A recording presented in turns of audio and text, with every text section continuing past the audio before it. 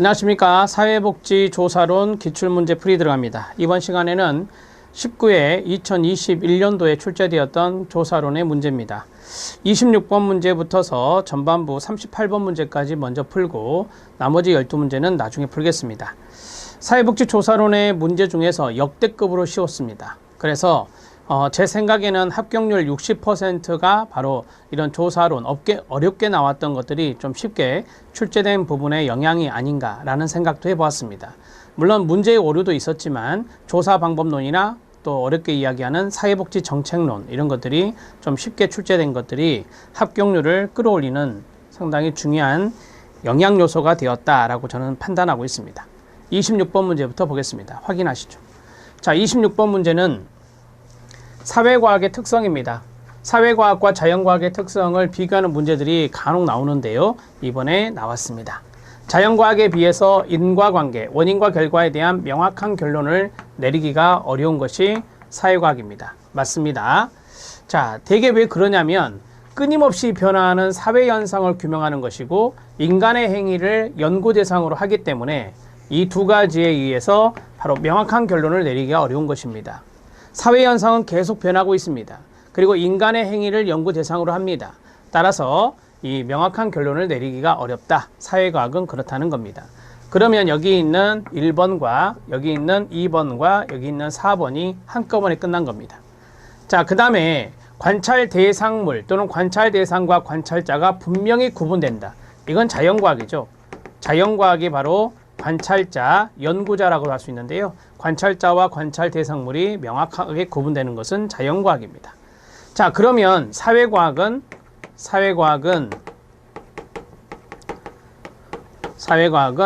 관찰 대상과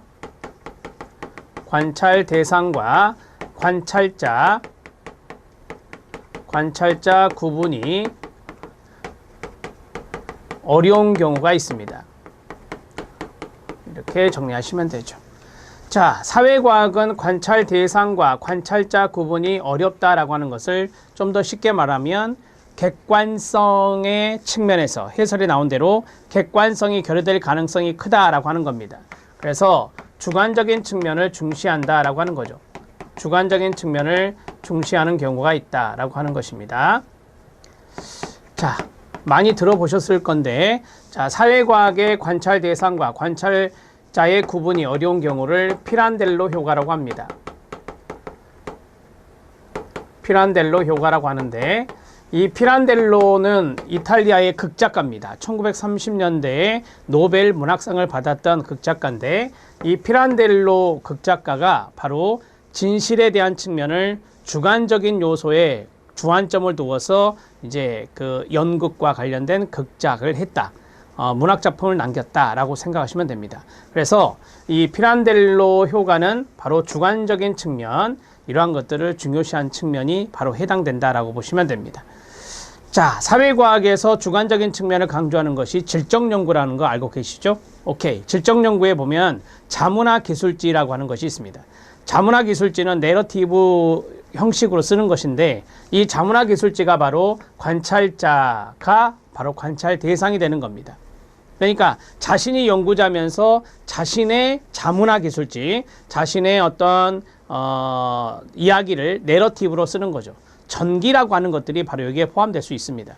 그래서 관찰 대상과 관찰자 구분이 어려운 경우가 있는데, 그러한 것들을 주관적인 측면이 중요시되고, 또 반대로 생각한다면 객관성 측면이 결여되는 부분도 있다. 이렇게 이해하시면 되겠습니다. 3번 지문은 탈락.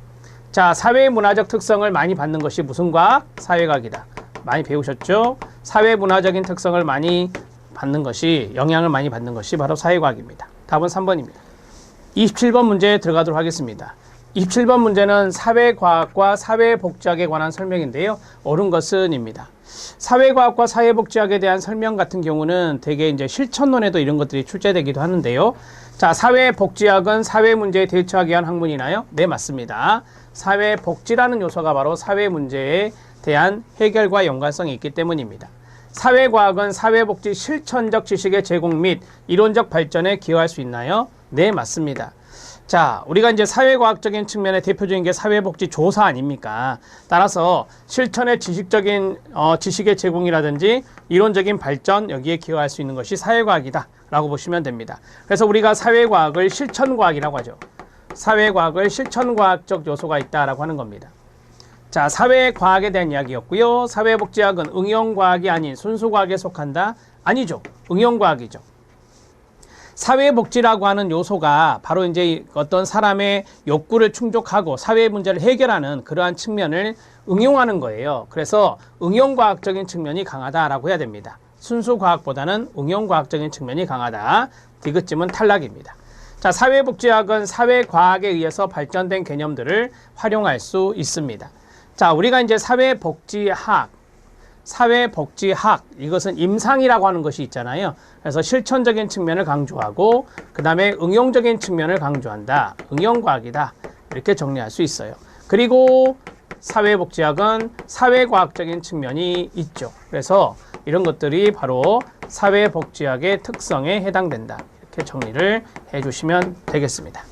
자, 정리했습니다. 여기 있는 디귿 지문은 탈락이고 기역과 니은과 리을 4번이 답이 됩니다. 사회복지학과 사회과학의 내용은 조사 방법론에서는 잘 나오지 않았던 것인데요. 사회복지학의 내용을 말씀드렸습니다. 여러분 실력 따지게 보면 사회과학과 사회복지학의 관계에 대해서 이야기하고 있습니다. 잠깐 보겠습니다.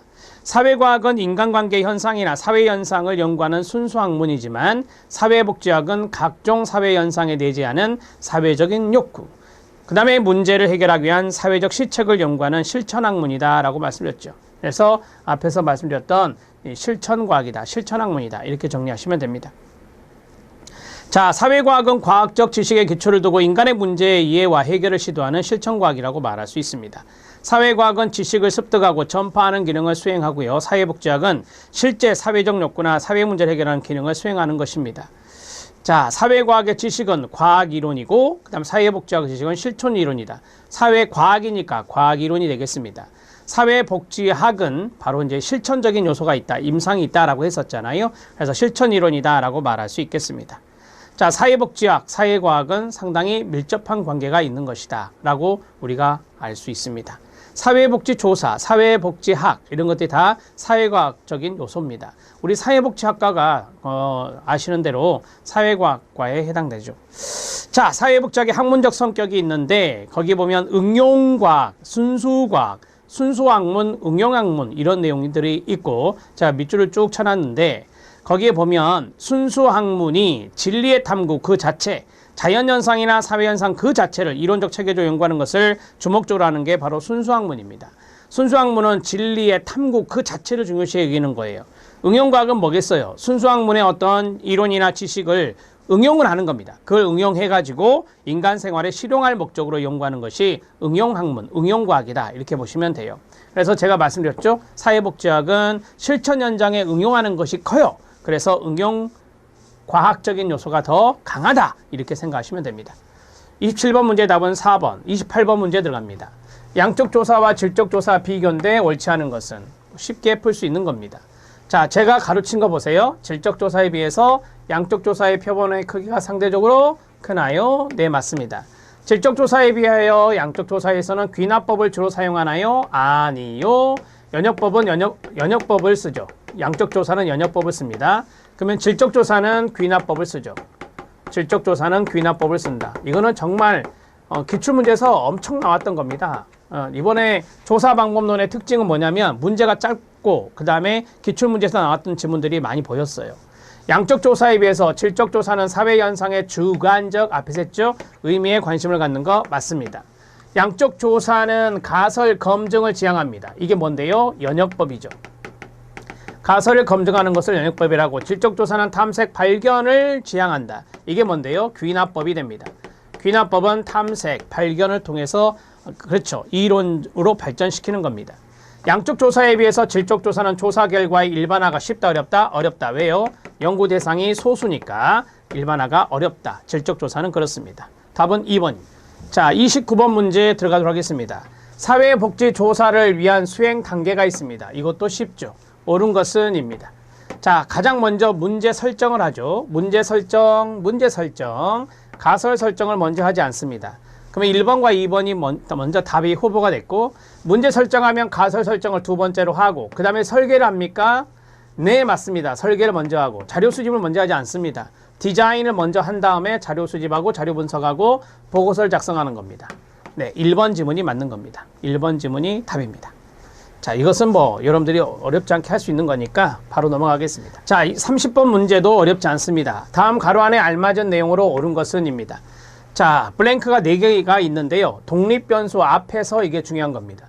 독립변수에 영향을 준대요. 자, 앞에서 독립변수 앞에서 영향을 주는 걸 뭐라 하죠? 네, 앞에 왔다 그래서 선행변수라고 합니다. 선행변수라 하고, 자, 그 다음에 두 번째, 독립변수의 결과인 동시에 종속변수의 원인이 되는 거 많이 배우셨죠? 매개변수라고 합니다. 자, 매개변수. 자, 독, 종, 여기는 매. 자, 이렇게 화살표, 이렇게 화살표, 이렇게 화살표 들어가죠. 독립변수의 결과입니다. 종속변수의 뭐죠? 원인이죠. 이렇게 정리하시면 되겠네요. 자, 그 다음에 다른 변수에 의존하지만 다른 변수에 영향을 미칠 수 없는 변수다라고 했습니다. 자, 다른 변수에 의존을 한대요. 의존하고 다른 변수에 영향을 미칠 수가 없어요. 이거 종속변수라 하죠. 종속변수는 결과의 결과. 종속변수는 결과이기 때문에 다른 변수에 영향을 미칠 수 없는 것이다 라고 보시면 돼요. 다른 변수에 의존하면서 독립변수와 종속변수 모두에 영향을 미치는 제3의 변수를 뭐라 하죠? 양다리 외생변수가 있고 양쪽에 영향을 준다. 독립변수와 종속변수 양쪽에 영향을 준다라고 했습니다. 자, 독립변수와 종속변수 모두에 영향을 미치는 제3의 변수를 외생변수라고 합니다. 그러면 첫 번째 선행변수, 두 번째 매개변수, 세 번째가 종속변수, 마지막이 외생변수였습니다. 답은 5번에 있네요. 됐죠? 어렵지 않다고 말씀드렸습니다. 자, 더미 변수가 있습니다. 이걸 가변수라고도 하죠. 가변수. 더미 변수는 0과 1로 표시하는 겁니다. 0과 1로 표시하는 건데 되게 이제 명목 변수를 회귀 분석에서 쓸 수가 없어요. 그래서 명목 변수를 더미 변수로 전환합니다. 더미 변수화합니다. 더미 변수화를 해서 회귀 분석에 투입하는 겁니다. 원인과 결과를 알아보는 회귀 분석, 인과관계를 알아보는 회귀 분석을 실시하는 것이다 라고 보시면 됩니다. 자, 그러면 명목 변수는 범주형 변수잖아요. 그래서 우리가 대표적으로 계절이 있습니다. 계절. 봄, 여름, 가을, 겨울 계절이 있어요. 그래서 이 더미 변수의 수는요. 더미 변수의 수는 범주의 수 마이너스 1입니다. 이렇게 정리하시면 돼요. 범주의 수 마이너스 1. 자, 예를 들어보면 계절이 봄, 여름, 가을, 겨울이잖아요. 그럼 범주가 몇 개예요? 4개죠. 그럼 더미 변수는 계절을 더미 변수로 한다면 4-1에서 3이 되는 겁니다. 이렇게 하는 거예요. 자, 그러면 어떻게 나오느냐? 봄 더미, 여름 더미, 가을 더미, 그 다음에 겨울 이렇게 돼요. 겨울은 없겠죠. 겨울은 없는데 더미 변수가 세 가지라 했으니까 이렇게 자, 겨울을 써볼까요? 자, 봄, 여름 이렇게 하면은 헷갈릴 수 있으니까 봄, 여름, 가을, 겨울. 자, 이렇게 있어요. 자, 제가 그랬죠. 0과 1로 표기한다 라고 했어요. 0과 1로 표기하는데 여기에 봄 더미, 자, 1을 표기했어요. 0, 0, 0 이렇게 되는 거예요. 그 다음에 여름 더미 1, 0, 0 이렇게 되는 거예요. 가을 더미 0, 0, 1, 0 이렇게 되는 거예요. 자, 0과 1로 표기되는 거죠. 0과 1로 표기되는 거. 그래서 더미 변수가 지금 3개가 나온 거예요. 이게 봄 더미, 여름 더미, 가을 더미가 되는 거예요. 그래서 더미 1, 더미 2, 더미 3 이렇게 해서 구분하시면 됩니다. 그래서 더미 변수의 수는 3가지다. 이렇게 말씀드렸죠. 성별은요. 남녀죠. 그러면 2-1 하나가 나오는 거죠. 그래서 0, 1 이렇게 되는 거예요. 자, 1, 0 해도 되고요. 자, 넘어가겠습니다. 답은 5번이고 31번 문제. 가로 안에 알맞은 조사 유형의 모두 나열한 것은입니다. 이거 배우셨죠? 일정한 시간 간격을 두고 연구 대상을 표본 추출하여 반복적으로 조사하는 것을 종단조사라 합니까? 네, 종단조사라 합니다. 종단조사, 일정한 시간 간격을 두고 반복적으로 조사하는 거니까 종단조사고요. 종단조사의 3가지, 암기법, 종단위, 친구는, 동년배, 경향신문, 패널이다. 경향조사와 패널조사가 들어가면 되겠네요. 경향조사와 패널조사, 답은 1번입니다. 32번 문제, 다음 가로 안에 알맞은 내용으로 옳은 것은 이다. 이것도 어렵지 않습니다. 자, 내적 타당도는 인과성을 보는 겁니다. 가장 기본적인 거. 외적 타당도는 일반화와 연관성이 있는 겁니다. 가장 기본적인 거. 내적 타당도를 높이기 위해서는 블랭크 이외의 다른 변수가 니은에 개입할 조건을 통제해야 된다라고 했습니다. 자, 그러면 앞에 원인 변수 아니면 결과 변수가 들어가죠. 제가 인과성이라 했으니까 원인 아니면 결과가 들어가겠죠. 원인이 결과에 영향을 미치는 것을 인과성이라 하는 거니까요. 그러면 기억 이외의 다른 변수가, 그러면 기억이 뭐겠어요? 독립변수가 되겠죠. 독립변수 이외의 다른 변수가 어디에 개입할 조건? 그렇습니다. 결과변수, 종속변수가 되는 거예요. 종속변수에 개입할 조건을 통제해야 된다. 그러니까 이렇게 영향을 보려고 하는데 어떤 다른 녀석이 딱 들어오면 안 된다는 거죠. 근데 이 독립변수를 우리가 원인이라 하잖아요. 그래서 원인변수가 되고 종속변수를 결과라 하잖아요. 그래서 결과변수가 되는 거예요. 그래서 앞에 기억은 원인변수, 결과변수, 원인변수, 결과변수, 원인변수, 결과변수. 이 두 가지는 탈락. 이렇게 되는 거고, 그 다음에 내적 타당도, 외적 타당도는 일반화잖아요. 연구 대상을 선정하거나, 자, 디귿에 뭐가 들어갈까요? 자, 이게 보시면 확률 표집이 있고 무작위 할당이 있잖아요. 우리가 이제 그 일반화가 잘 되는 것은 확률 표집 방법이잖아요. 다수 생각하면 돼요. 그래서 확률 표집 방법으로 하는 겁니다. 자, 그 다음에 표본의 크기를 크게 해야 돼요? 적게 해야 돼요? 크게 해야 되죠. 확률 표집 방법으로 크게 해야죠. 그래야 일반화가 되는 거니까 답은 1번이 되는 거예요. 이해되셨죠? 하나하나 우리가 기본적인 개념에 충실하면 이런 문제는 풀 수 있다. 답은 1번입니다. 자, 33번 문제 들어갑니다. 측정에 관한 설명으로 옳지 않은 것은 이다 라고 했습니다. 일반적 규칙에 따라서 측정 대상에 값을 부여하는 과정을 뭐라 한다? 네, measurement, 측정이라고 합니다. 우리가 설문지 응답하잖아요. 그게 측정이에요. 일정한 규칙에 따라서 특정 대상에 값을 집어넣잖아요. 이게 측정이라는 거고, 이론적 모델이 있고요. 이론적 모델이나 사건이나 현상을 연결하는 방법이다 라고 했어요. 그러니까 어떤 이론적인 부분하고 현상을 연결하는 것을 우리가 측정이다 이렇게 말합니다. 어떤 가교 역할을 한다라고 해요. 그래서 뭐 추상적인 부분을 경험적인 부분으로 옮기는 데 있어서 이러한 가교 역할을 하는 것이 바로 측정이다라고 하는 거죠. 어떤 추상적인 개념이 있어요. 그것을 측정을 통해서 경험적으로 알아볼 수 있는 거잖아요. 저기 이론적인 것이 있죠. 이게 이론적인 거예요. 이게 뭐겠어요? 현상이 되는 거예요. 그래서 이론적인 부분을 가지고 사건이나 현상을 연결하는 것이 바로 측정이다. 이렇게 생각하시면 돼요. 맞습니다. 사건이나 현상을 세분화하고 통계적 분석을 활용할 수 있는 정보를 제공한다라고 했습니다. 네, 맞습니다. 아시겠죠? 네, 여기가 중요한 거 아닙니까? 측정은 통계적 분석을 활용하기 위해서 하는 거잖아요. 자, 측정 도구의 신뢰도를 높이기 위해서는 설문 문항수가 작아야 됩니까? 아니요, 많을수록 좋아요. 설문 문항수가 많을수록 신뢰도는 높아진다. 이거 많이 배우셨잖아요. 설문 문항수가 많아지면 많아질수록 오차가 줄어든다 그래요.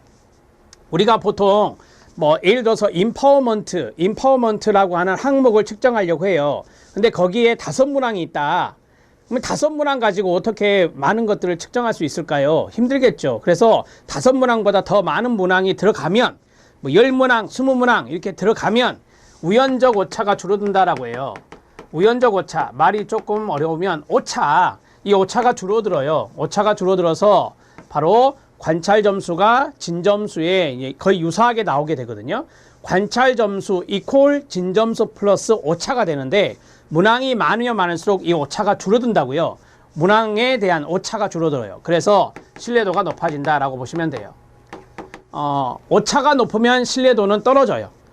오차가 높으면 신뢰도가 떨어져요. 이것을 일종의 측정 오차라고도 하는데, 측정의 오차라고도 하는데, 문항수가 많을수록 이 측정의 오차가 줄어들기 때문에 신뢰도가 높아진다라고 보시면 됩니다. 측정 수준에 따라 명서, 등, 비 배우셨죠? 네 가지. 오른쪽으로 갈수록 수준이 높다 이렇게 배웠어요. 자, 정리가 됐죠? 답은 4번입니다.